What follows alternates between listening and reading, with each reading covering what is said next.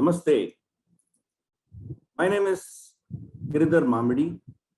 I am a chartered accountant by qualification, but I am spending my precious time in the cause of understanding Bharat and trying to give something back to the nation to the small little extent that I can. As part of this, I have traveled in the Kashmir Valley extensively, and my experiences of Kashmir, my understanding of Kashmir, I am trying to present before you. And especially I'm going to focus on the Hindu part of Kashmir. People all know Kashmir as a Muslim majority region, but then the Hindu past of this land is still available if one cares to go and search for it in the valley even today. I'm going to present the Hindu aspect of Kashmir. I would do this presentation. I would continue this talk by doing a PowerPoint presentation and show photographs, show a lot of maps so that people can understand the real Haindava Kashmiram, the Hindu Kashmir. I will also speak about some aspects of its recent history, and then I will present the current situation there and the potential solutions of how the rest of the country should respond to restoring back the glory of Kashmir. Let's talk about the Hindu footprints in Kashmir.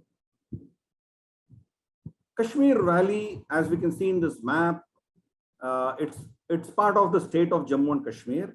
Within the state of Jammu and Kashmir, there is only a very small portion, which is the Kashmir Valley. Otherwise, there is Gilgit-Baltistan, there is Ladakh, and then there is the Jammu region. So this part of the valley was covered by a huge lake called Satisar, as the Puranas tell us. This area was filled with water, and Rishi Kashyap had done a penance here, and with his grace, Mata Chakreshwari Mata had sent her vehicle, which is a huge vulture or Garuda, which threw huge boulders into this water, by which these waters were removed, creating a lush green, fertile valley, which we call today as the Kashmir Valley. This is a valley which is between two mountain ranges. So south is Pir Panjal mountain ranges, and to the north are the Himalayan ranges. So in between these two is the valley. So this is the Kashmir Valley that we are talking about.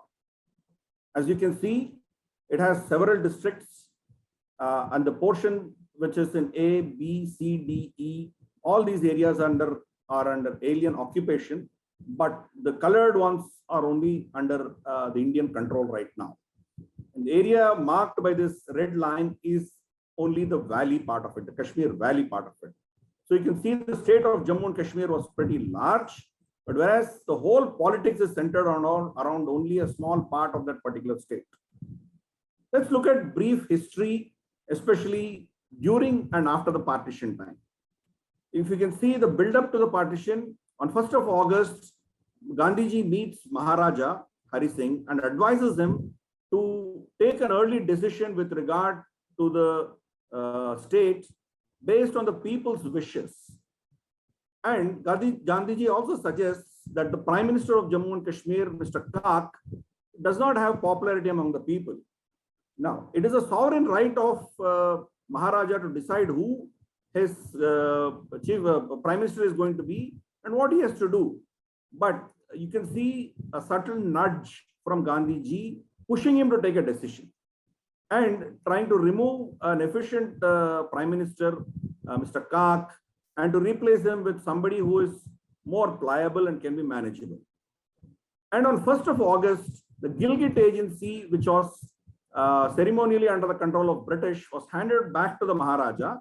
Maharaja sends his governor to take control of the Gilgit region. So what happened was, before the partition, before the formal transfer of power on 15th of August, 15 days before that, Maharaja Hari Singh had full legal and actual control of the whole state of Jammu and Kashmir.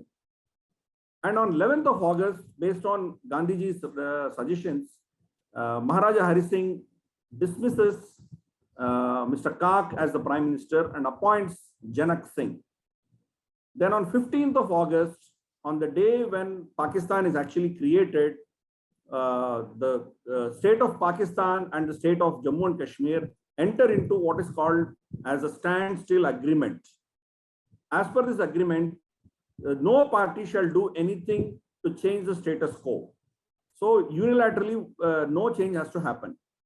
Before this partition, there was free movement of people, goods, commerce. Since the state of Jammu and Kashmir is landlocked, they were heavily dependent on material coming from what is today Pakistan. Earlier, it was part of British India. So from the area which is Sialkot, material is to move, including their food material, their fuel, salt, sugar, everything is to move from Sialkot to Jammu and from there on to the valley. So the agreement was, let us maintain the status quo. Let us not change anything. And whether I join Bharat, whether I join Pakistan or stay independent, decision will be taken later. But till then, no party shall make any change to the current situation. That was what was agreed upon. But then, unilaterally, within 1 month, on 9th September, Pakistan stops supply of petrol, sugar, and salt, and stops trade of timber, fruits, fur, carpets, everything from Kashmir.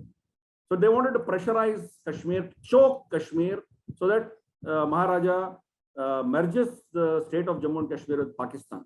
To force him, they started doing it. They broke their own standstill agreement. The first breakage of the agreement was done by Pakistan and not by either Bharat or by Jammu and Kashmir. This is what we need to understand. Then on 19th September, Janak Singh, though being the Prime Minister, it was advised by Nehru and Patel that Mr. Meherchand Mahajan should be made the Prime Minister.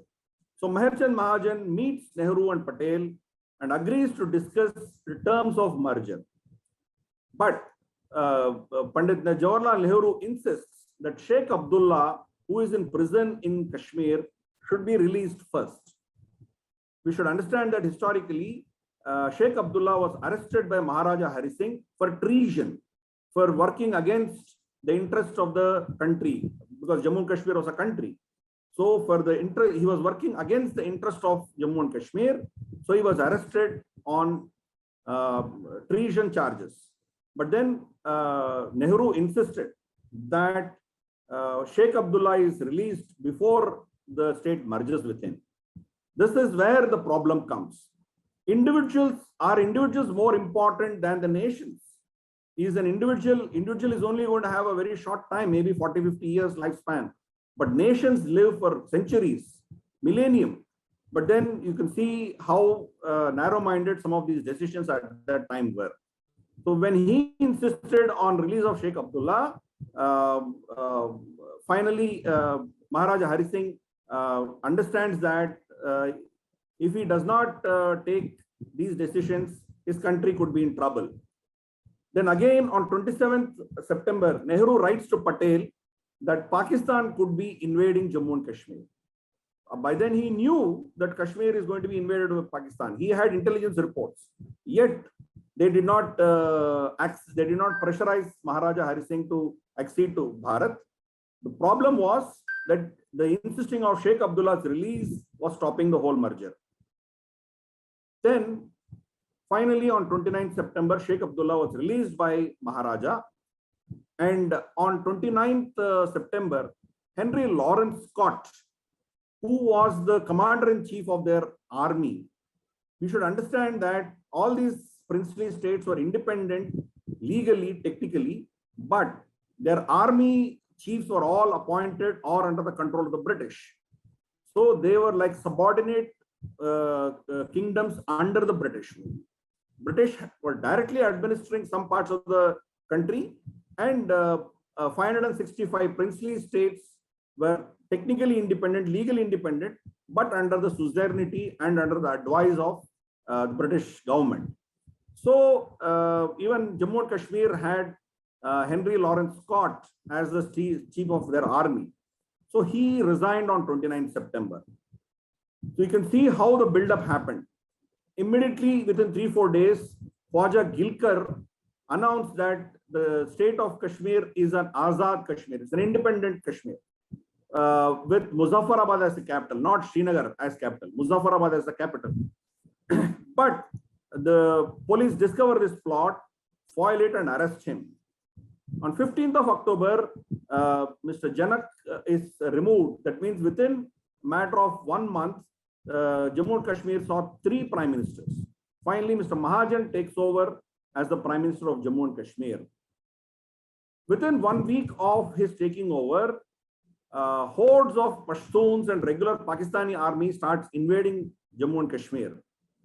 What happens is, once this invasion happens, the time left for Raja Hari Singh was very limited.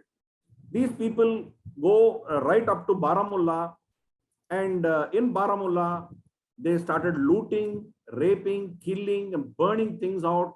They stop in Baramulla for 2-3 days, and they take away truckloads of men, material, women, children, all gold, whatever they could loot, they were taking back to Pakistan. When they waited for these 2-3 days, within those 2-3 days, the government of India was, Maharaja Hari Singh requested the government of India to send its army to protect him. Whereas government of India very categorically told Raja Hari Singh that you are an independent country and we have no war with Pakistan. We cannot come and interfere and do anything which will amount to our war with Pakistan.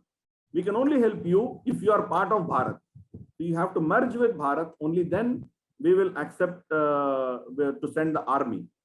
So on 26th of October, VP Menon, who was the defense minister, he goes to Srinagar, and he comes back on the same day, reports to Mountbatten and Nehru that Maharaja is willing to sign the instrument of accession for any terms because he does not have any leverage now. In another 1 or 2 days' time, Srinagar is going to be taken over by these people and he will be imprisoned or probably even killed. So on 27th October, Maharaja Hari Singh, actually on 26th itself, he signs the instrument of accession, but Mountbatten accepts it on the 27th of October. So there is a dispute between which day he has signed and which day has been accepted. We can see that when we actually see the instrument of accession. Finally, India accepts the instrument of accessions signed by Maharaja Hari Singh on 27th of October. Immediately on the same day, army is rushed by aircraft, by Air Force into Srinagar. Indian army moves in, starts pushing back the Pakistani invaders. Slowly but steadily, the war starts and the army starts fanning out and taking control of the situation. Again, on 27th of October, that is the next day after the signing of the instrument of accession, Sheikh Abdullah endorses accession, but he says this is subject to plebiscite to finally decide. We should understand that Sheikh Abdullah had no legal status here. He could be the leader of the Muslims there, but the legality was between Raja Hari Singh and the government of India. So whether Sheikh Abdullah says that the plebiscite has to be done or not, or his endorsement that accession to India is correct, has no legal standing. A lot of people in the Kashmir Valley quote Sheikh Abdullah as saying that we are independent and we will decide our own destiny. So we need to be given the right of plebiscite. But then we should understand that the British constitution, which allowed the Indian independence, which is called as Indian Independence Act, very categorically said that the princely states had absolute sovereign right to decide which country they should merge with, either with Pakistan or with Bharat, or they want to stay independent. The choice was left to the king or the prince or the ruler. Now, they also said that he had right to decide without referring to his people. That means he need not consult his citizens. He need not take a plebiscite. He can unilaterally decide. So he had absolute right to decide what he want to do. Based on that right, Raja Hari Singh signed the instrument of accession. Again, the same Indian Independence Act of UK says that once a prince signs an instrument of accession and is accepted by that country, either India or Pakistan, even he cannot withdraw that. It is permanent and absolutely irrevocable. That is what is the act of Indian Independence Act. So on 26th of October, as soon as Raja Hari Singh signed the instrument of accession and the government of Bharat accepted it, it was a done deal. So either Sheikh Abdullah or anybody else, or including Raja Hari Singh, had no right to change anything in that particular merger of Jammu and Kashmir to Bharat. This we should understand clearly. Then on 31st of October, Major William Brown, who was commander of Gilgit Scouts was still having a British officer there who was running the Gilgit area. Though this was handed over on 1st of August, on 31st of October, that means within 4 or 5 days of signing of the instrument of accession, he handed over the entire Gilgit-Baltistan area to Pakistan. So this was obviously something which was done by advice from London. Why did they do it? Now we understand that they did not want a socialist-minded Jawaharlal Nehru's Bharat to have a border with Soviet Union. They wanted to create a buffer between these two, which the British could control. So what they did was illegally, not as per their own law, because their law said if Raja Hari Singh signed the instrument of accession, the territory belongs to Bharat. In spite of it, their own commander handed over this area, Gilgit area, to Pakistan. Pakistan did not have anybody. So one of their clerks, one of their junior municipal administration clerk came and hoisted a Pakistani flag on the Gilgit governor's house. They killed the governor of Maharaja and they took control of it. That is how this was transferred to them. For doing this service, the commander of Gilgit Scouts, Major William Brown, was awarded the Order of British Empire, the highest award by the British government. And he was also awarded the Nishane-e-Pakistan, highest civilian award equivalent to Bharat Ratna by Pakistan. So it was a conspiracy the British had done to take away Gilgit area from Bharat. On 1st November, Mountbatten offers plebiscite to do a plebiscite of Jammu Kashmir, Junagadh and Hyderabad. But Muhammad Ali Jinnah rejects that offer.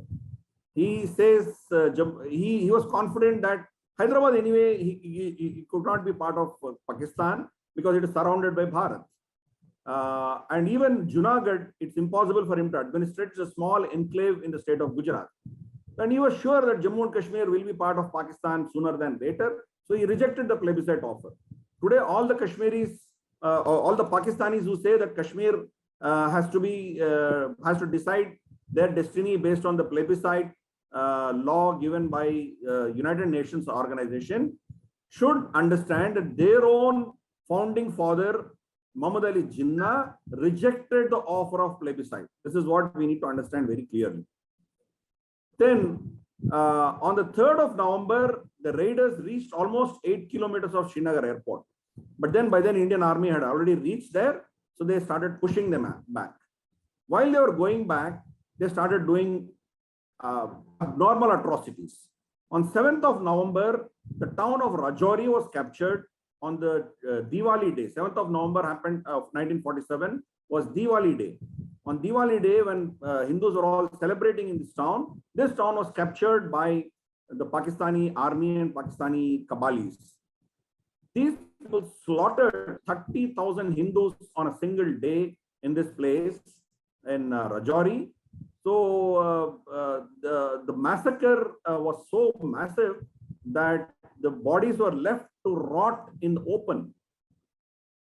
It only on the Baishakhi day of 1948, this town was recaptured by the Indian army. So there are photographs of heap of skulls and bones in Rajouri town, even now available in a place called Shahid Stoop. There is one a place there, Shahid Minar, a huge Minar in Rajouri town, where this photograph is still even now available. And then on 25th of November, Mirpur fell. Mirpur was still under the Raja's army, and that fell to the Pakistani raiders. Here again, 20,000 Hindus were massacred, and even till today, people in Jammu observe 25th November as Mirpur Day. Mirpur, unfortunately, today is in what we call as POJK, Pakistan occupied Jammu Kashmir. But essentially, the people here are Dogra speaking Jammu people. But it is now under the Pakistani control. Pakistan says it is in Azad Kashmir, but there is no Kashmir. Nobody there speaks Kashmiri language. There is no Kashmiri there at all. Still, they want to call it Kashmir. They are actually Western Jammu people. But that is a sad thing which happened on the 25th of November. Then on 20th of December, Lord Mountbatten, who was still the Governor General of Bharat, even in independent country, he was still the first Governor General. He advised Nehru to go to United Nations Organization.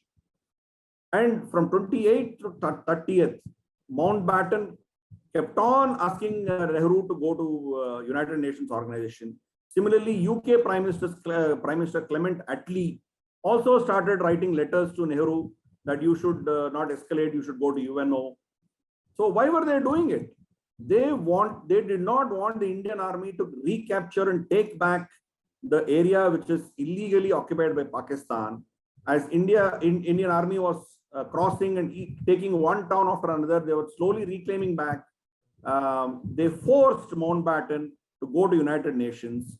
And so finally on 31st of December, Jawaharlal Nehru referred this dispute to Jammu and Kashmir to the United Nations Security Council. So on that day, ceasefire was announced, and what we know today as line of control became the ceasefire line. Since then, the territory which our Indian army could have easily taken back, unfortunately, is in the illegal occupation of Pakistan. What did the UN resolution say? Finally, on 21st April 1948, United Nations passed a resolution number 47. Pakistani politicians, even today, they always say that government of India has to respect the UN resolution and hold a plebiscite there. Even a lot of people in Kashmir Valley, they said, we should have the right to decide our future. Why don't you hold plebiscite and decide whether we are with you or with your Pakistan or we want Azadi? This is the narrative that we hear everywhere. But what does the resolution itself say? The resolution says, first thing, they accept that the Pakistan army is an invader and they are occupying illegally the parts of state of Jammu and Kashmir. So they should vacate this entire area. Not just their army should completely vacate. Also, those people who don't belong to the state, who came from outside the state, Punjabis, Pashtuns, Sindhis, Baluchis, whoever came into the state after the 15th of August, all of them have to be taken back by Pakistan. Once they vacate, then that entire area should be handed over to the Indian army. Indian army will then secure the borders and they will ensure law and order, maintain peace and tranquility. After peace is established, even Indian army has to withdraw to a large extent and retain and keep only a small part of the army to maintain law and order and to protect our borders. Once this is achieved and there is peace and tranquility in the whole of state of Jammu and Kashmir and there is no external citizen residing there, then and then only plebiscite was to be held under the observation of United Nations. So it is not that plebiscite can be held in first instance. Unless Kashmir vacates its army, its people, unless it hands over to Bharat and unless peace and tranquility is restored, plebiscite cannot be held. So if anybody tells us that plebiscite should be given by Bharat to Kashmiris, we should tell them, please ask Kashmir to vacate the parts that they have illegally occupied. Let them first vacate. Unless they vacate, plebiscite cannot be held. Second, they need to vacate the people, Pashtuns, Punjabis who came and illegally occupied the territories under Pakistani control. All of those people have to be removed. Only then, we can talk about plebiscite. Before that, they don't have a right to talk about plebiscite. Second, the UN resolution only says about whether the people should merge with Bharat or they should merge with Pakistan. Third option of Azadi is not there in that particular UN resolution at all. A lot of people in Kashmir say Azadi, Azadi, United Nations resolution. But we should tell them that UN resolution does not give them the option of an Azadi. Either they go with Pakistan or they go with Bharat. Because they are Muslim majority and because they are radicalized, Pakistan is confident that they will vote for Pakistan and will become part of Pakistan. This is how they are building this whole narrative on a false notion. The moment we know the Kashmir resolution of United Nations Security Council, we can easily expose these particular narratives. Then continuing with that, from April 1948 to October 1948, in spite of the UN resolution, Pakistan keeps on consolidating its gains by sending more army troops into Gilgit-Baltistan, into POJK and other areas.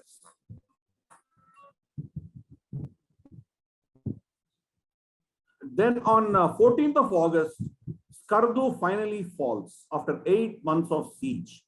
This is a very heroic action which happened in Skardu. For 8 months, the Indian army garrison there could prevent the Pakistani army from entering into the town, into the garrison. 8 months they stayed. They were waiting for the Indian army to come from Kargil to relieve them, to help them and liberate them. Unfortunately, Pakistan had taken full control of hills behind Kargil. So it was impossible for the Indian army to cross that and then go and rescue people in Skardu. So finally, when an airless message was sent wireless message was sent to these people to surrender, and they had to finally surrender and open the garrison to the Pakistan army. Normally what happens is when somebody surrenders, you take them as prisoners of war and you treat them as per the United Nations Convention of Geneva Convention. But Pakistan army mercilessly killed each one of them by torturing them and very brutally killing all of them, except one person who was very brutally tortured, but he was left to come back to Bharat and explain the plight of the people that surrendered. This is a very sad story of Skardu, which is written on the walls of Jammu War Memorial. If anybody wants to understand this, of course, it is available on the internet, but then you can actually go and see this written in gold in the Jammu War Memorial. And by then, the Pakistani army was almost very close to the outskirts of Leh. Even Ladakh was about to fall to Pakistanis. But somehow our army managed to airlift forces into Leh, and small contingent of army started from Shimla or by foot, and it took almost 15-20 days to reach Leh without wireless communication. Finally, on 1st of November, slowly the Indian army started pushing back the Pakistani raiders in Ladakh, and by 1st November, Zojila was taken back. If Zojila was in Pakistani control, there was no way that we could reach Ladakh, because the only road to go to Ladakh was from Srinagar via Zojila to Leh. That is the only route. Now, of course, we have put Rohtang Pass from Himachal to go to Leh from an alternate route. But in 1947-48, we did not have this route. The only road access was through Zojila, and Zojila, thankfully, we recaptured. That is how we could save even Ladakh. Otherwise, Ladakh also would have become part of Pakistan-occupied Jammu Kashmir. On 1st January 1949, finally the ceasefire agreement was signed, and then by the hostilities ended, and the area under Pakistani control have remained with them from that date till date. By mid-1949, Maharaja Hari Singh was very saddened and he left the state for good, and he never returned back to the states. He handed over his powers though he was technically still the Raja of Kashmir, but he handed over his powers to his son Yuvraj Karan Singh as a regent. That means as his representative. And he went off to Mumbai, and he died a very sad man in Mumbai many years later. He was still the Maharaja till the 15th of November 1951, when the constitution was changed to Sadare Riyasat and things like that. And then Karan Singh was made the titular king of Kashmir at that time. Then on 17th October 1949, Article 370 was adopted by the Indian Constituent Assembly, which granted special status to Jammu and Kashmir with only defense, foreign affairs and communications, which the government of India would retain. Now let us understand that the instrument of accession was signed by Raja Hari Singh on 26th of October 1947. That means from 1947 to 17th October 1949, for 2 years, there was no Article 370 at all. Still, the state of Jammu and Kashmir was completely legally part of Bharat. And even the UN resolution of 1948, which was much before Article 370, accepted that Jammu and Kashmir was legally part of Bharat, and that Pakistan was an occupying force, and that Pakistan has to vacate it. So we should understand that when people like Mehbooba Mufti and others tweet that if Article 370 is removed, our connection to Bharat is removed, and we can then decide whether we want to be with you or with Pakistan. And our accession to Bharat is only through Article 370. All this false narrative has completely been demolished the moment government of Bharat has removed this special provision to Kashmir, by which this separatist narrative was going on by these forces in the valley.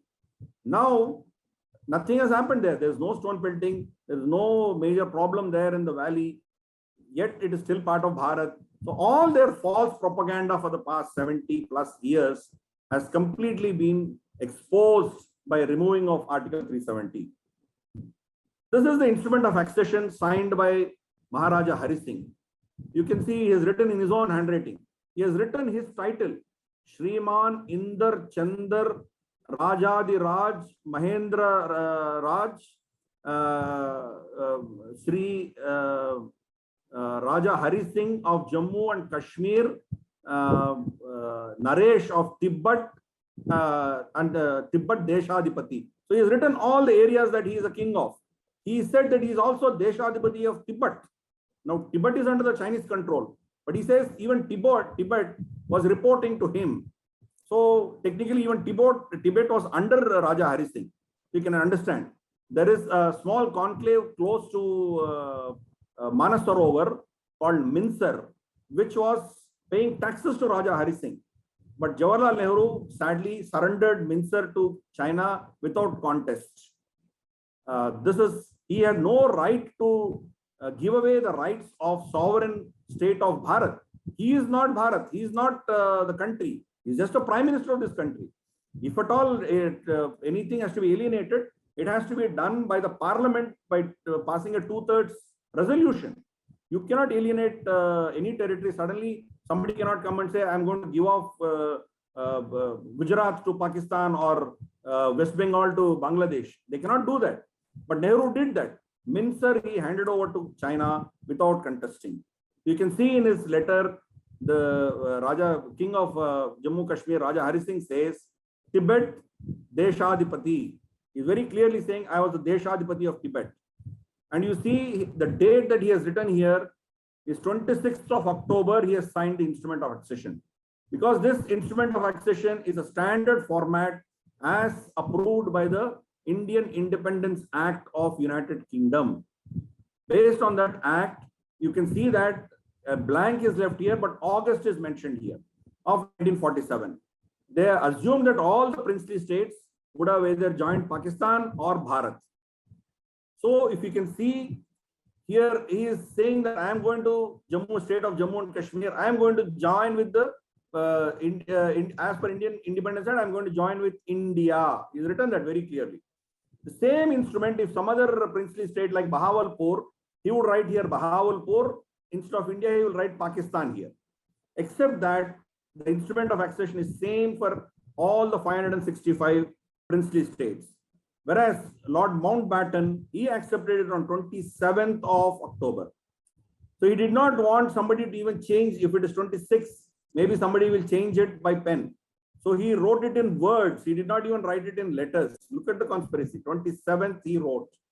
So Pakistan today claims that Indian army landed on the 26th of October before it merged with Bharat. This is the narrative they wanted to build up, and the British gave them weight for that.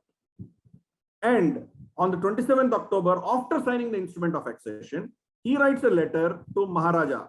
Now you should understand that Maharaja has no more rights. He is only de jure head of the state of Jammu and Kashmir, only ceremonial head of state of Jammu and Kashmir. He does not have any other authority. It is now gone to the sovereign right of the country called India or Bharat. Yet he writes to Lord Mountbatten, writes to Raja Hari Singh, and he says that I have got this letter from you, but it is our policy. He says consistently with their policy that he says we, in accordance with the Bible, we will wishes of the people of the state. We will decide the future by wishes of the people of the state. This is our policy, he says. How can Lord Mountbatten decide the policy of the government of Bharat, government of India? That has to be decided by the cabinet. But there is no cabinet note which said every princely state who merges with us, we will seek a plebiscite from the people. Did Maharaja Hari Singh write similar letter to Maharaja of Patiala, Maharaja of Travancore, Maharaja of Kuch Bihar, Maharaja of Bhopal? Did he write letters for Baroda, Jaisalmer, Jodhpur? So many princely states joined Bharat. Did he write to anybody? Everybody signed the same instrument of accession. Yet Maharaja wrote this letter, which itself shows the British conspiracy. So he said, we are sending the troops, but after this, Sheikh Abdullah will take over. Look at the whole narrative. They created a whole situation where this was meant to be a litigation for a long time, so that the secular socialist Republic of India does not have access to Soviet Union. Thus, there is a buffer area which the British can control. British always sided with Muslims and Pakistan right from the beginning. So that is a very strategic game plan, a dirty game plan played by British. After this was done, and after Bharat referred the matter to the United Nations, Lord Mountbatten left our country finally. And even Jawaharlal Nehru wrote to Liaquat Ali, who was the Prime Minister of Pakistan, on 31st of October 1947. Please understand the date. 31st of October. 26th of October, Raja Hari Singh signs it. 27th of October, Lord Mountbatten accepts the instrument of accession. So on 27th of October, the entire state of Jammu and Kashmir is part of Bharat. Now, Jawaharlal Nehru is saying that we will go back to the people and we'll hold a plebiscite to Liaquat Ali. Who is Liaquat Ali? Liaquat Ali is nobody in this whole situation. Pakistan has no locus standi. This is agreement between the state of Jammu and Kashmir and the Republic of Bharat. Only these two countries are involved here. For instance, did he go and tell Liaquat Ali that even the Jodhpur and Jaisalmer kings have merged with Bharat, but then I will get back to you. Let us hold a plebiscite there, and only what the people say, then we will decide. He didn't say that. You can very clearly see that this was a big conspiracy of which even Nehru was, whether he willingly or unwillingly, part of this entire story, why Kashmir was made so complicated for all of us. That is the brief history. But then let us go to the story of the great, glorious part of the Sanatana Haindava Kashmir. Do we really know about our Kashmir? We have seen so many turmoils, but for centuries, As I explained, it was created by Maharshi Kashyapa Mahamuni. But then after that, there's a huge history. I'm not going into all that history. But then what is the current today position in the state of Jammu and Kashmir? Do we know about its Hindu roots? Especially after 1990, once the Kashmiri Pandits have vacated the valley, even the Kashmiri Pandit current generation, the younger generation who never lived in the valley, don't know anything about this valley. Even the rest of the Hindus of the country, they have no idea about the Kashmir Hindu temples, Hindu kshetras and holy places. So let us look at what they are. Before that, let's look at a snapshot of the state of Jammu and Kashmir as it exists today. The original state of Jammu and Kashmir, which was merged into Bharat by Raja Hari Singh, had a huge territory. But the green part of it is now under the control of Pakistan. The yellow part is with Bharat and the red part is with China. There is a small valley called Sakshgam Valley. This valley was under Pakistani occupation.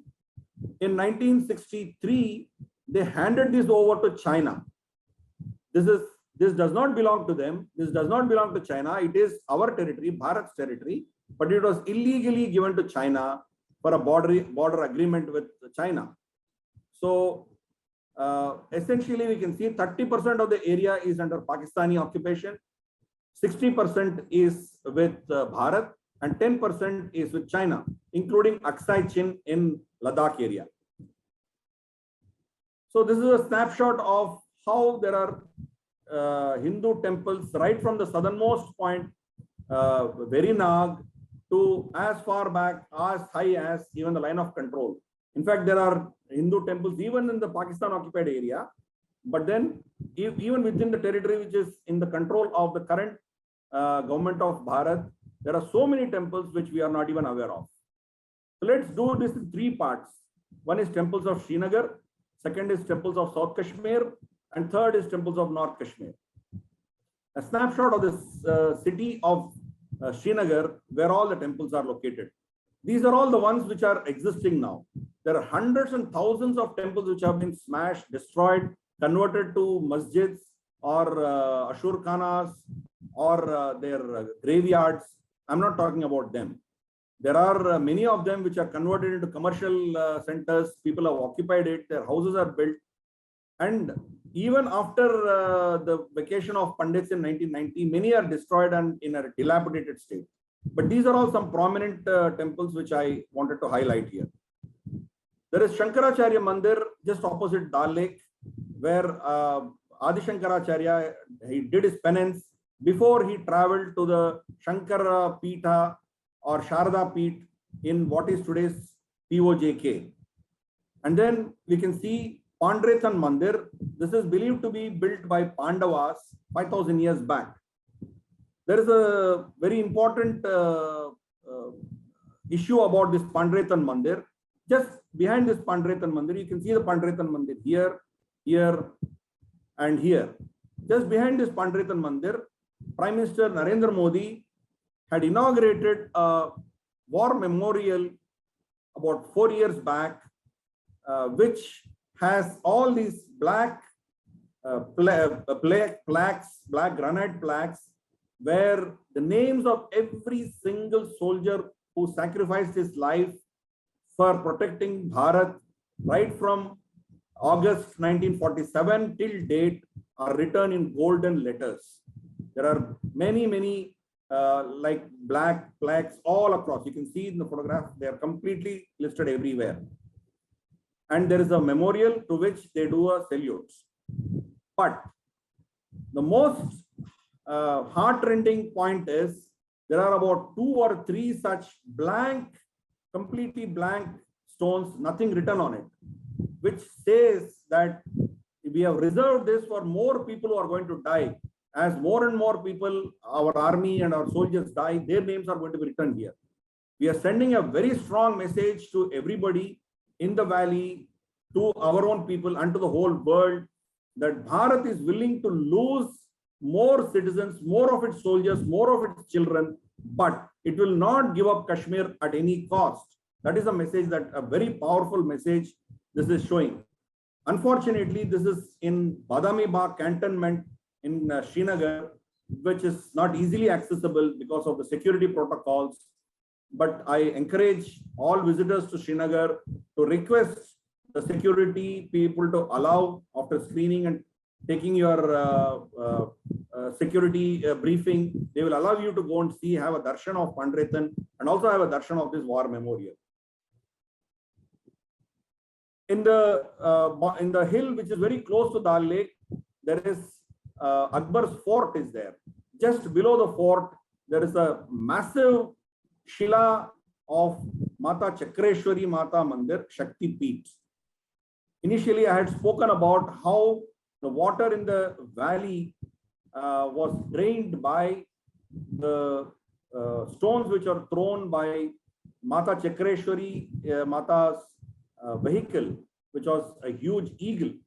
So that story of creation of the Kashmir Valley is linked to this particular place, that it was Mata Chakreshwari who created this entire place where Maharshi Kashyap came and did a penance. So this is a very important mandir, which is in Hari Parvat in the Akbar's fort, very close to Akbar's fort. Below that, there is this Pokriyal Mandir, Pokribal Mandir or Pokriyal Mandir.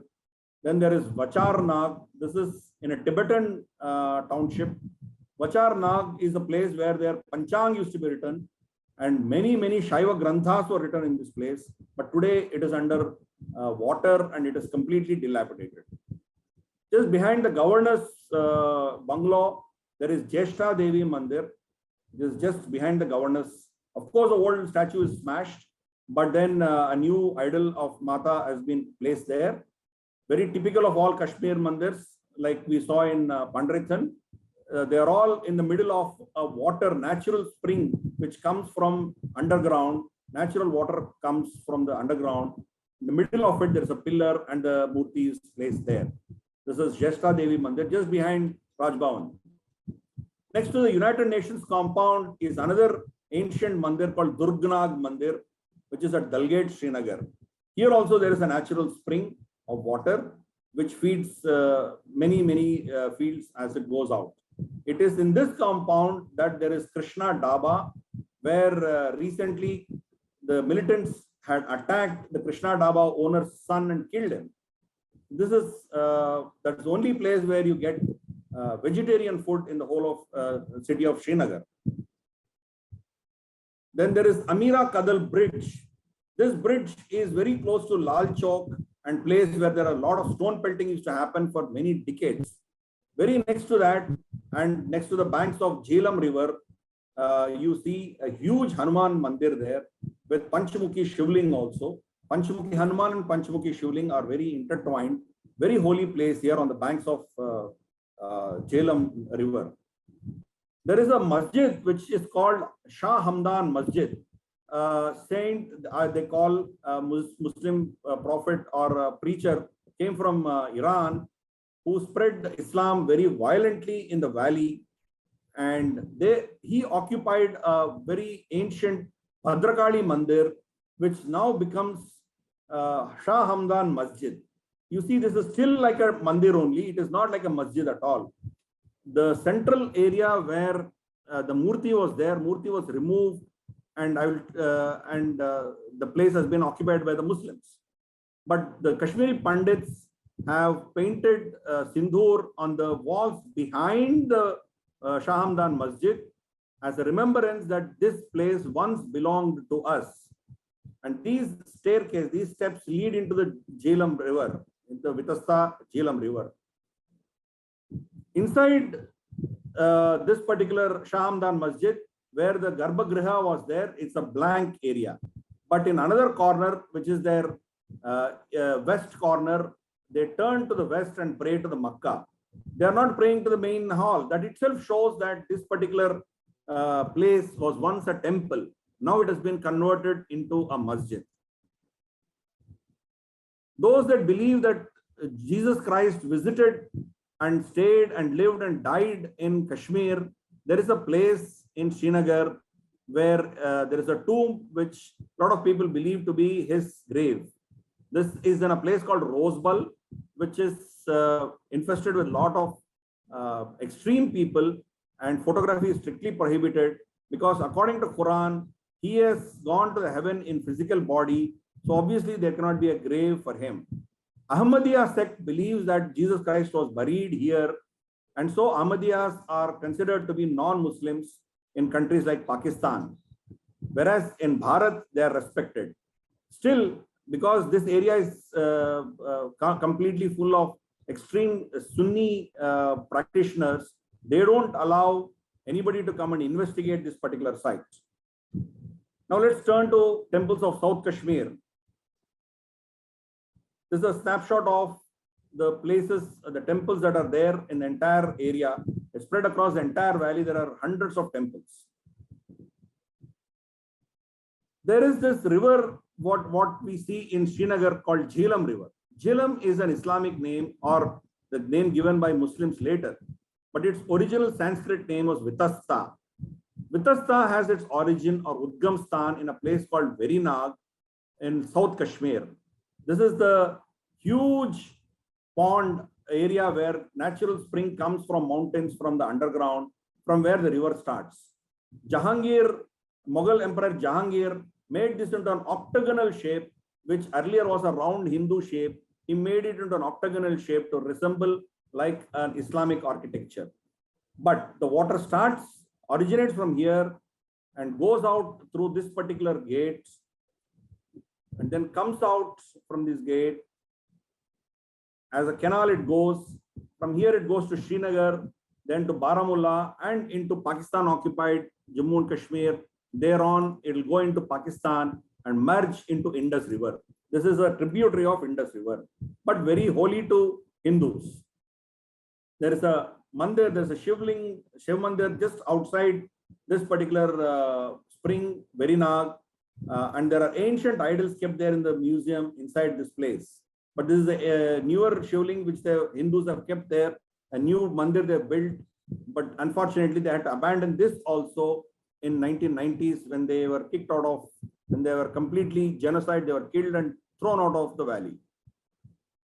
Another very famous mandir, which is called as Martand Surya Mandir. This features in many of our Bollywood movies.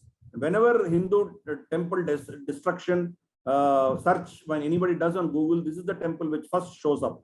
This was a great temple built by one of the greatest kings of Bharat, Lalitaditya Mukti Pida.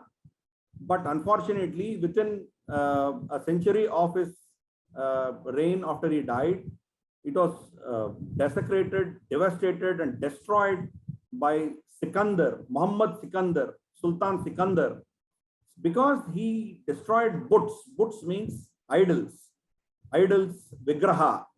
So since he destroyed buts, he got a title called Butchkin. Butchkin means somebody who destroyed idols.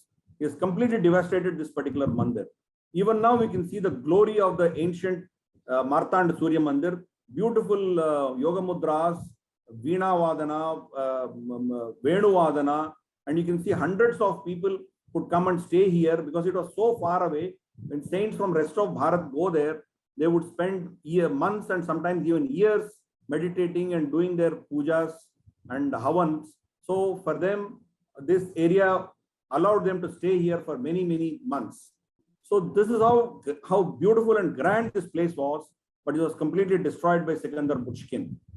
Recently, a couple of 100 years back, the temple has been shifted to below the hill. Martand Surya Mandir is above a small hill. Below the hill, now Martand Surya Mandir is now an operational mandir. In a town called Beach Bihara, which original name was Vijay Vihara, the grand temples are all destroyed by Sikandar Butchkin. But just a few idols have remained, otherwise the temples are all destroyed. Now this is under the caretakership of a local Muslim because there are no pandits there.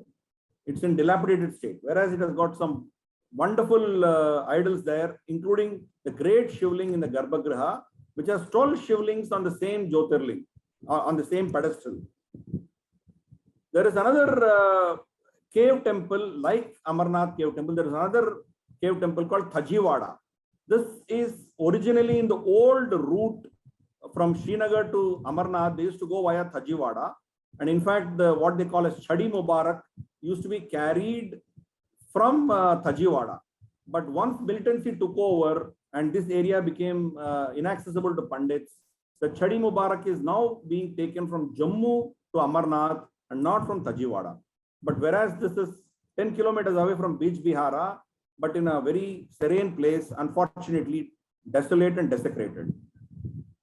Avanteshwar Swamin Mandir, one of the grandest temples, very close to Srinagar on the in South Kashmir. This again was completely destroyed by Sikandar Bushkin. There is another temple in town of Kulgam. Kulgam, Shopian, Anantnag, Tral, these are the four places as a rectangle we draw it. This is the place where the maximum militancy is still existing today. So Kulgam is a hotbed of militancy where a grand mandir of Mata Bala Tripura Sundari was burnt earlier, whereas the current Kashmiri Pandit Samaj, Vinod Pandit and his team are rebuilding this completely. And unfortunately, this particular Murti of Mata, which is naturally formed, has been destroyed, has been burnt recently. Last few weeks back, they have again destroyed this.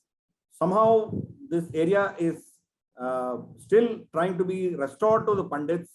Unfortunately, this was again destroyed recently.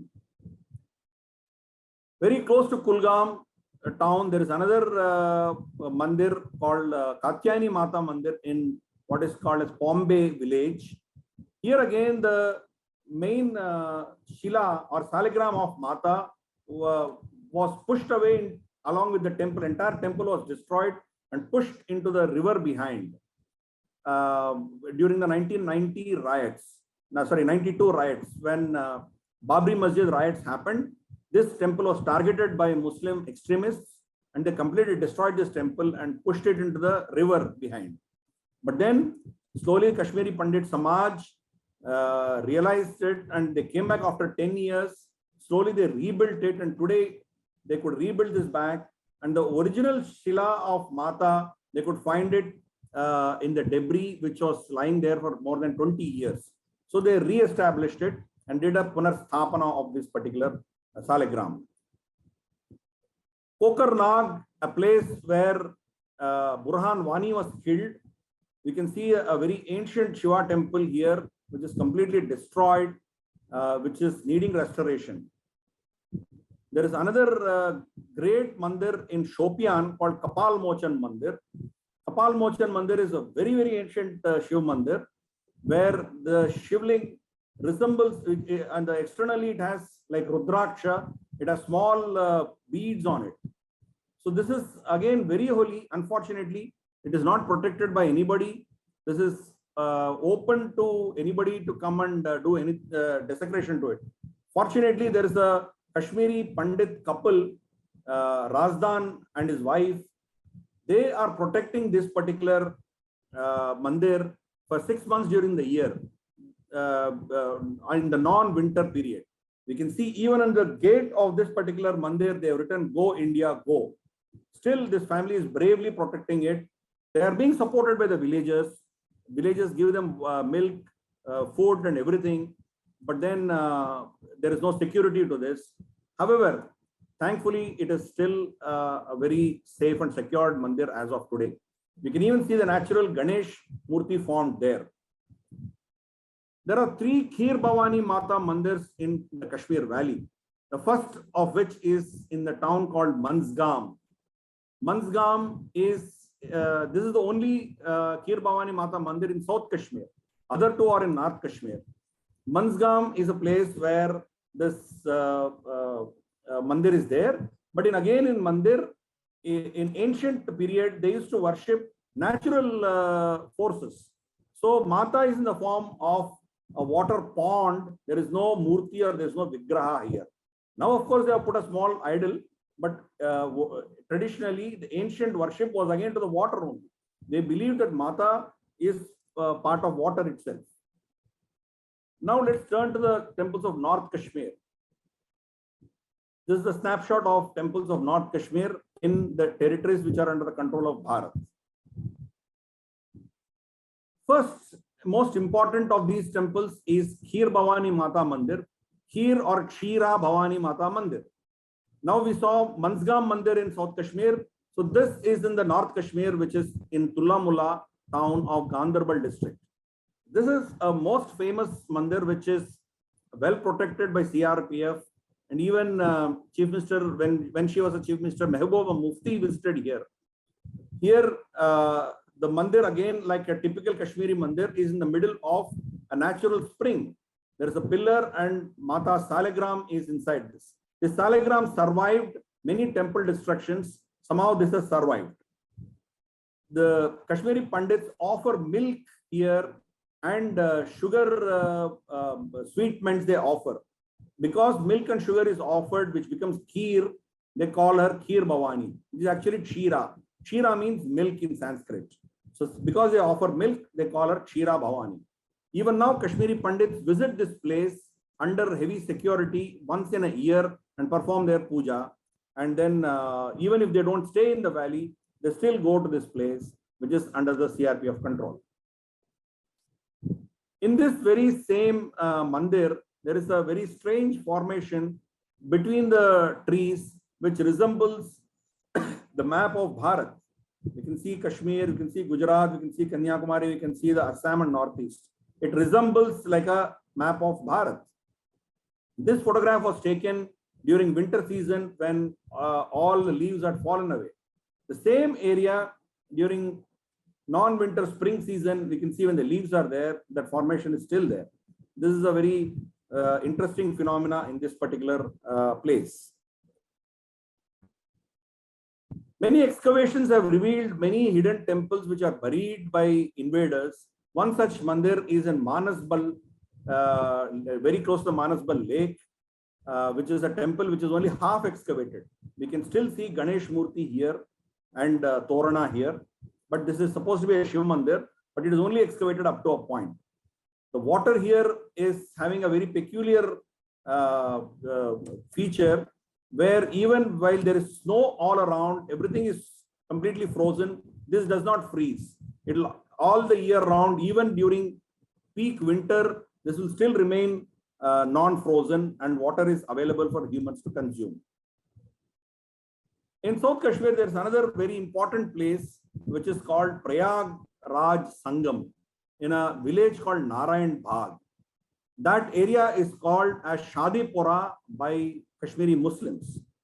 This is a place where the Jhelum River or Vitasta River and a small river called Sindh River, they call it Sindh because the old Hindu name everybody forgot. This is not to be confused with the Sindhu River or Indus River. This is not Indus River. This is a river which originates from close to Sonmarg near Amarnath, and less than 150 kilometers, it joins the Vitasta River in this. Because of these two rivers Sangam, this area is very holy for Hindus. This area has been mentioned in Nilmat Puran very, very long back, almost 5,000 years back. This was mentioned in Nilmat Puran. It is very, very important, holy to Kashmiri Pandits also. 75 years it was under, more than 70 years it was inaccessible to them. 4 or 5 years back, they went to this place and performed their Kumbh Mela. That, unfortunately, that same year when Burhan Wani was killed, from there on, next 2-3 years, again, there was curfew, there was tension. So Kashmiri Pandits could not visit this place.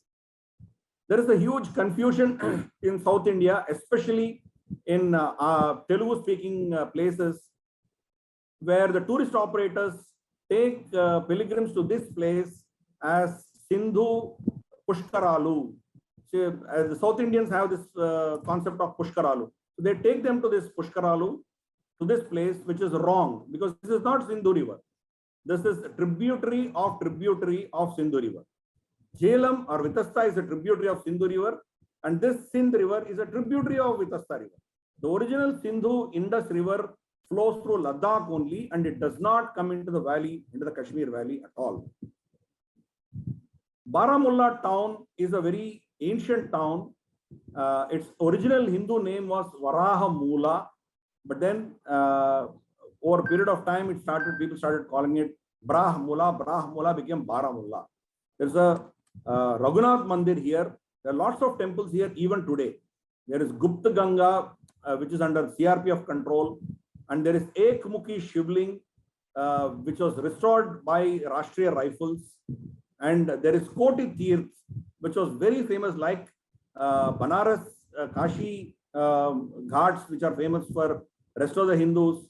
So was this particular ghat, Koti Tirth, famous for Kashmiri Pandits, where they used to do the Shrad and immerse the ashes of their forefathers. Opposite to this Koti Tirth is a Gurudwara, which was visited by Sikh Guru Hargobind Ji during the reign of Jahangir. The tree on which under which he sat is now no more, but the tree has been preserved and they do prayer to that. There is another famous temple here called Shailputri Devi Mandir. This is the only Shailputri Mata Mandir anywhere in the valley.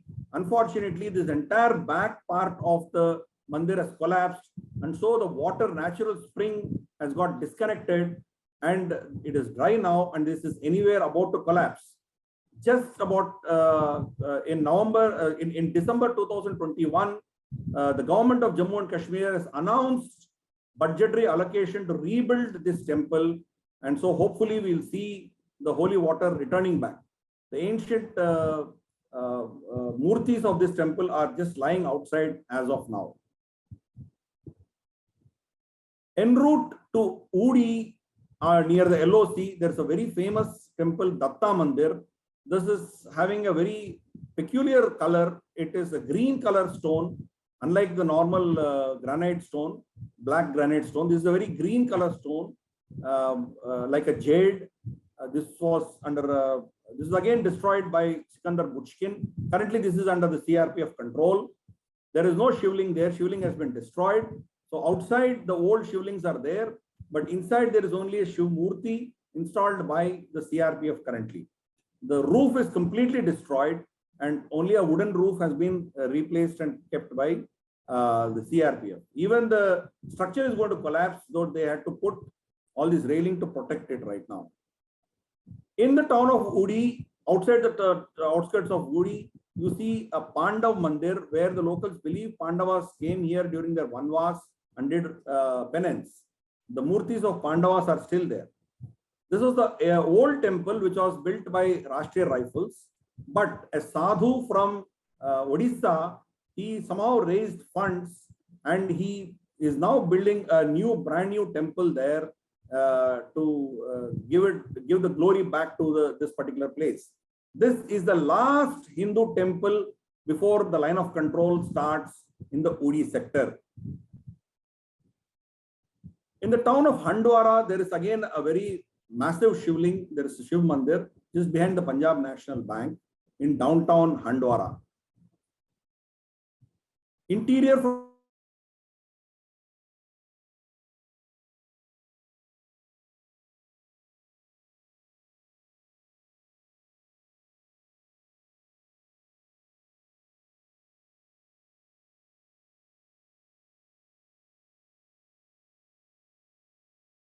of that particular tree. After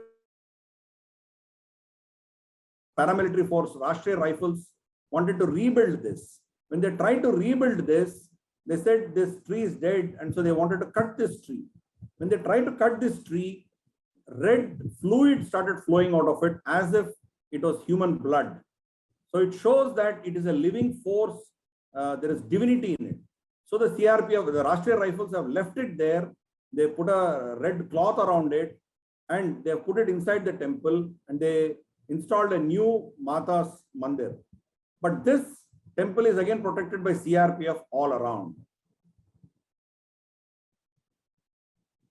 We go further towards beyond Kupwara. There is a town called Trehegam, which is the last Hindu temple towards the LOC on the Kupwara to uh, uh, uh, the, or the Kupwada to the line of control area. This is the last mandir. Originally, there's a huge Shiv mandir here. This Shiv mandir has been occupied by Muslims and they built a grand mosque in its place. Later, after things settled down, Hindus built a small temple next to it just to commemorate that they also have a claim on this particular area. The Muslims are now even encroaching onto the pond which belonged to the Hindus. They're putting a platform here where they're extending this particular claim of their masjid. Very close to Kupwada, between Kupwada and Trehgam, is the third Kir Bhavani Mata Mandir, which is in a village called Tikkar. Here again, the original Murti has been destroyed. A new Murti has been replaced. And as is very common among Kashmiri mandirs, there is a natural spring here, and the Mata's Murti is placed in that particular mandir. Bandipura still has an ancient Shiv mandir. And then close to Bandipura, there is Sharda Mata Mandir. The old ancient saligrams, a few saligrams which are brought from the Sharda Mata Mandir, which is now currently under Pakistani occupation, have been placed here.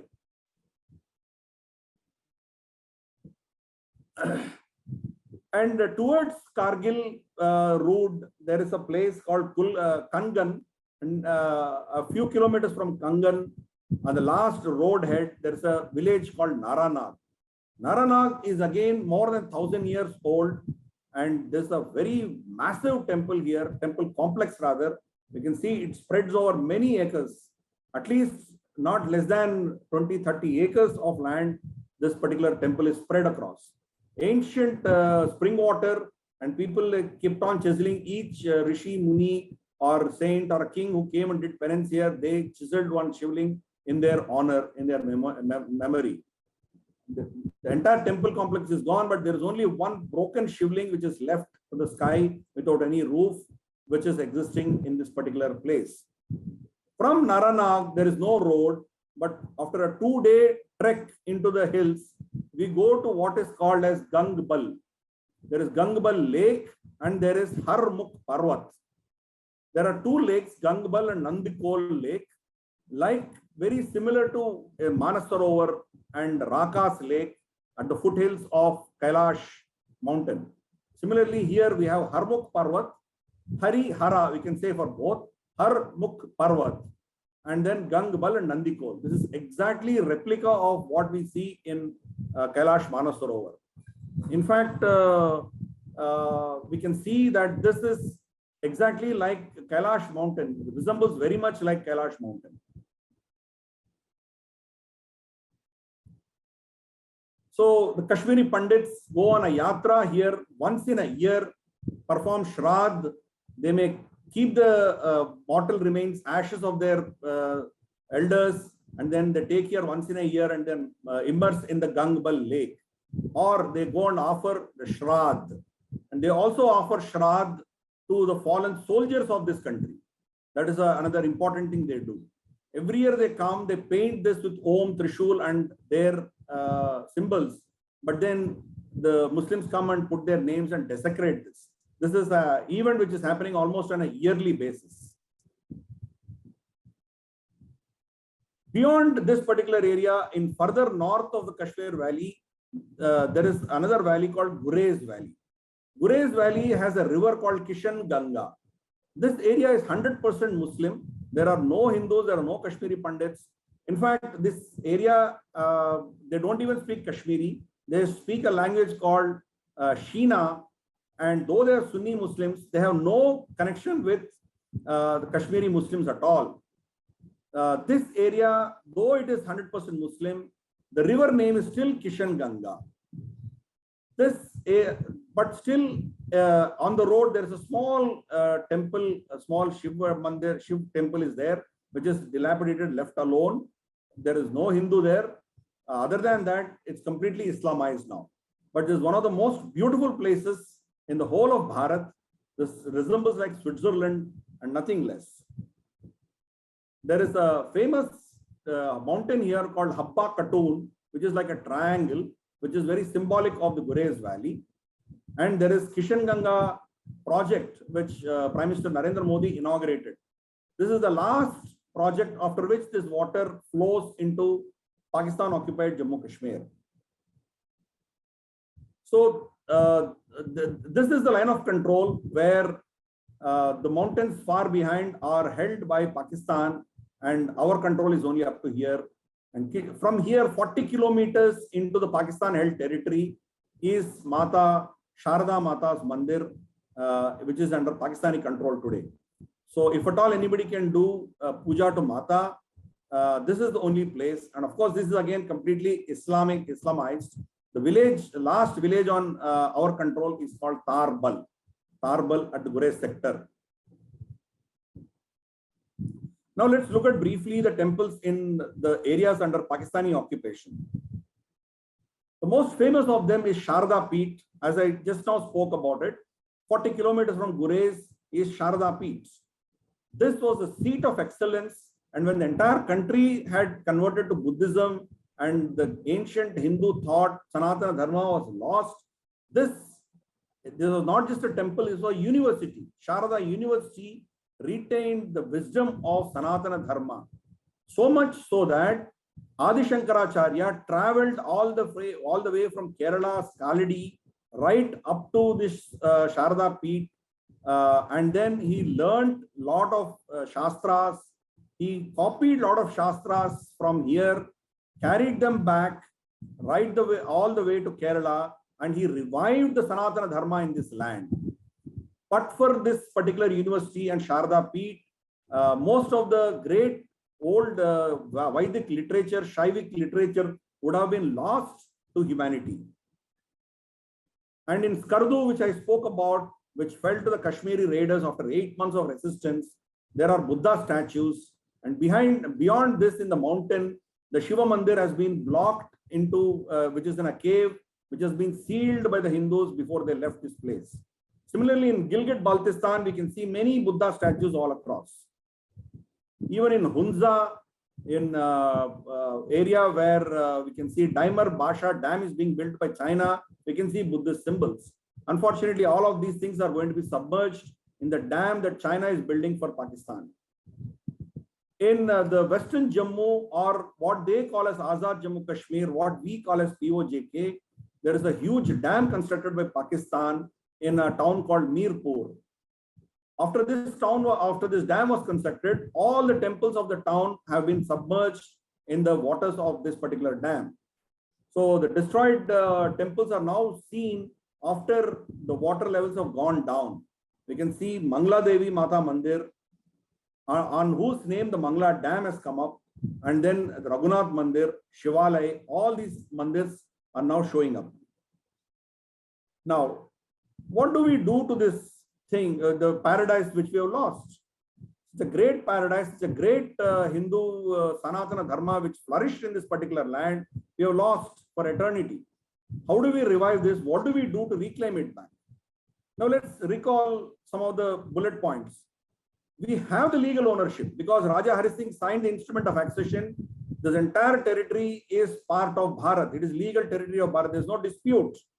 But for 25 years, especially after Pandits have left, more than 25, 30 years, we have left this place.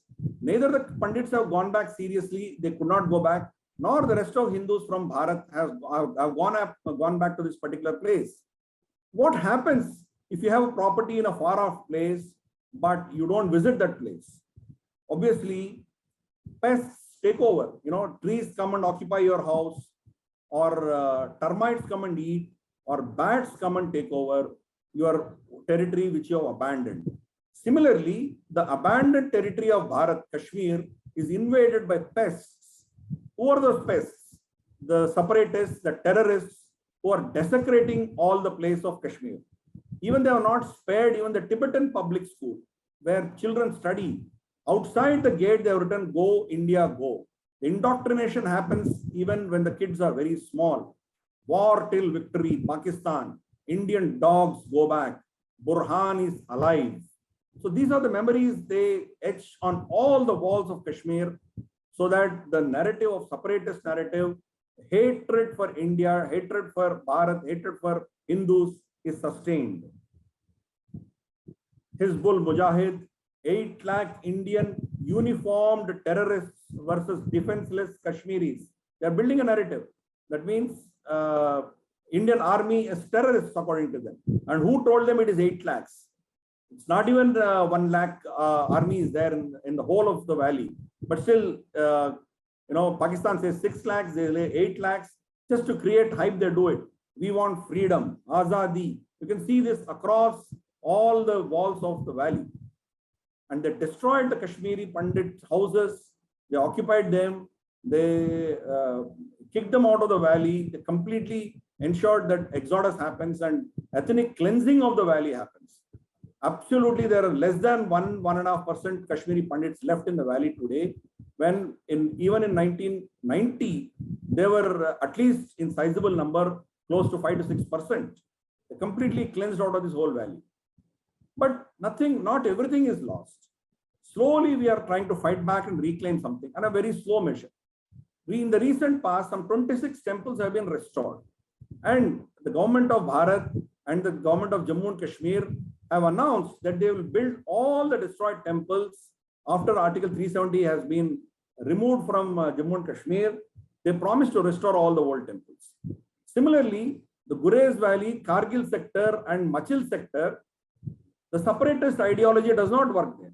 All these people, they want to be with Bharat. They don't want to go with Pakistan, or they don't want to support the Azadi movement of the Kashmir Valley.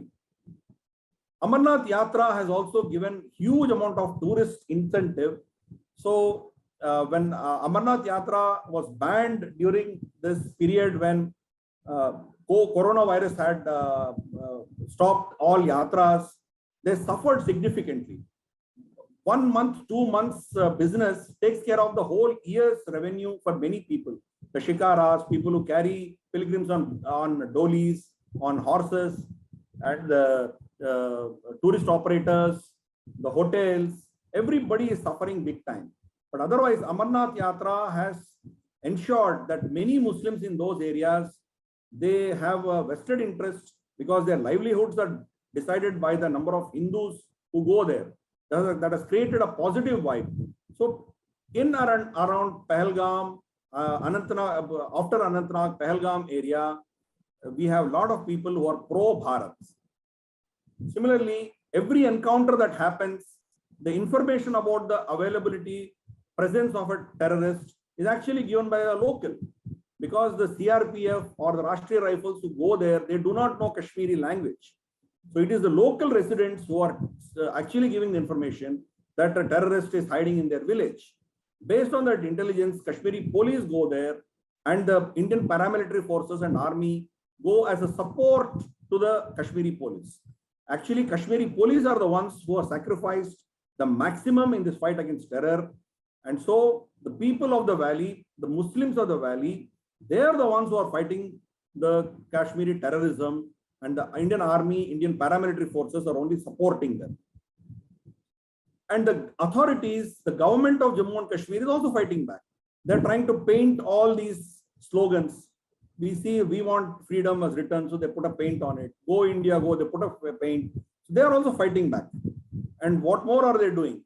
When they wrote Burhan is alive, they put Burhan is not alive. So they're trying to give another narration. They wrote Go India, go. So they went and put Good India, good. They wiped out Go India, go, and they said Om, Jai Hind. So their administration is also trying to fight back a psychological war. But then what should we do? What should the rest of Bharat do? We should never expect Kashmiri Pandits to fight this battle all alone. Entire Kashmir Valley belongs to not just Kashmiri Pandits, but belongs to every Bharatiya. From Kashmir to Kanyakumari, everybody owns Kashmir. So we should also fight back. Now, how do we fight back? By going there. We are sitting in our towns. We are afraid of terrorism. We don't go there. As long as you don't go there, like I showed earlier, the pests of terrorists take over the valley. So we should continuously keep going there. The more we go there, the more we can reclaim it. Similarly, we should pray for the unity, integrity, and safety of our Kashmir at all the mandirs in the valley. We should visit every valley, whether it is Mata Mandir or Shivji Mandir or Vishnu Mandir. We should pray to Bhagavan that there should be peace restored, Sanatana Dharma has to be restored, and that Akhanda Bharat, all the areas which are taken away from Bharat should be restored back. The moment we pray, prayers have power, and God will listen to the prayers. The more powerful everybody does it, sooner we get all these things. Similarly, we should increase awareness of Kashmir, its history, culture, problems, politics, and events. Many people do not know. In my sessions, when I ask what is the meaning of Baramulla, a lot of people say it is Baramulla, 12 mullahs, whereas it is actually a Hindu name called Varahamula. Lack of awareness in our country is significantly hurting.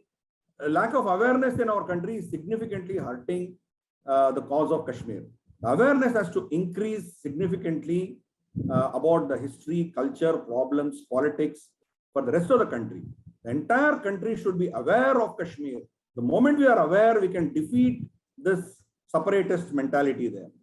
Similarly, Shankara Pithas, Akhadas, Mathas, Swamijis, all these people have a much larger role to play. They have to go to Kashmir.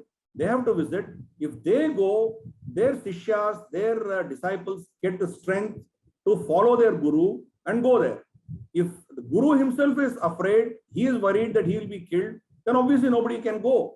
So they should take the lead and they should show the way. They should, as Gurus, they should take the Sishyas, they should take the entire Hindu Samaj along with them. And when they go there, the entire Sanatana Dharma ecosystem will revive. Similarly, the universities there, sports bodies, cultural groups will have to engage the Kashmiris. Suppose we are doing an event, all India basis event we are doing somewhere in South India. We should invite the Kashmiris to perform their dance or music or their drama here. That is how we integrate. Similarly, it could be our sports bodies. If we are holding a cricket tournament, we are holding a football tournament or a taekwondo tournament or any sport tournament, we should invite students and sportsmen from Kashmir. That is how we slowly make them feel one amongst us. The moment we see a Kashmiri Muslim, we should not treat them to be a terrorist as a separatist. He is our brother. He has been taken into a wrong path for 70 years. But we have to be patient and we have to invest in him. If we start hating him, if we only want the land, it can never belong to us. The entire land and people belong to us. As long as we have this belief, only then we will be able to retrieve Kashmir. A few aspects of what happened after Article 370 and 35 has been diluted. Basically, Article 370 and 35A gave them a sense of separate identity. The sense of separate identity is now removed because of dilution of Article 370. Similarly, those people who came as refugees from Pakistan-held territories, they all got equal rights now. Till now, because of Article 35A, these people did not have any right to reside there. They didn't have any right to own property or vote or contest in elections or get jobs in the local government. Now, they are equal citizens of Bharat. Similarly, scheduled castes and scheduled tribes who were denied any fundamental rights there have all got the rights that they are eligible under the Indian Constitution today. The Safai Karmcharis who were taken from Punjab to Kashmir, they were given right only to be Safai Karmcharis. Their children, their grandchildren who were born, brought up there, they cannot get a government job. Even if they become engineers and doctors, they cannot get a government job in Jammu and Kashmir as long as Article 370 and 35A were there. Now they can get dignified jobs in that particular government. Similarly, funds and schemes sent by central government were all taken away by the families which ruled for the past 70 years. Grassroots democracy was completely killed because of Article 370. Now the money is directly going to the sarpanches, to village panchayats and local body governing councils. And the looting of this particular money by the families has completely been stopped. And those who are pro-Bharat, their voices have become very strong now. In fact, this year on Republic Day, for the first time in 30 years, the Indian national flag was hoisted on the Lal Chowk clock by Kashmiri Muslims themselves. So those who are pro-Bharat, who are afraid, who are killed, are now bold enough and they are able to proudly say that they are Bharatiyas. Similarly, Enforcement Directorate, CBI and other agencies could not investigate the ruling families then who looted. Now, after Article 370 is removed, all the rules of Bharat apply, including income tax, FERA, FEMA, all the laws pertaining to financial aspects apply to the state of Jammu and Kashmir. So investigations are going on. Corrupt people are going to be arrested and put behind bars. So domicile rule a bit dampener as of now, but rest of Bharat is completely integrated with Kashmir. Even there, they have allowed people to buy property, just that unless you are residing there for some time, you will not be eligible to get a government job. Government job is still reserved for locals, which is a common practice in many states. So is the case with Kashmir. Over a period of time, if you stay there for a certain amount of years, then you can also claim a job rights in the particular states. Finally, in conclusion, what should we do to reclaim Kashmir? We should remember the more each Bharatiya goes there, we can reclaim and retain it. And we should always claim its great Bharatiya legacy. We should proudly say, Kashmir is not just a story of invaders and destroyed families, destroyed Kashmiriyat or destroyed Kashmiri Pandits. It is also a great, rich Bharatiya tradition of Abhinav Gupta, of Patanjali, of great Shaiva Siddhanta, Karnataka, Andhra, South Indian Shaiva Siddhanta all came from there. Adi Shankara's tradition. We should proudly reclaim this legacy of Kashmir to revive the glory of this place. Kashmir was, is, and always be part of Bharatavarsha. Nobody can take that away from us.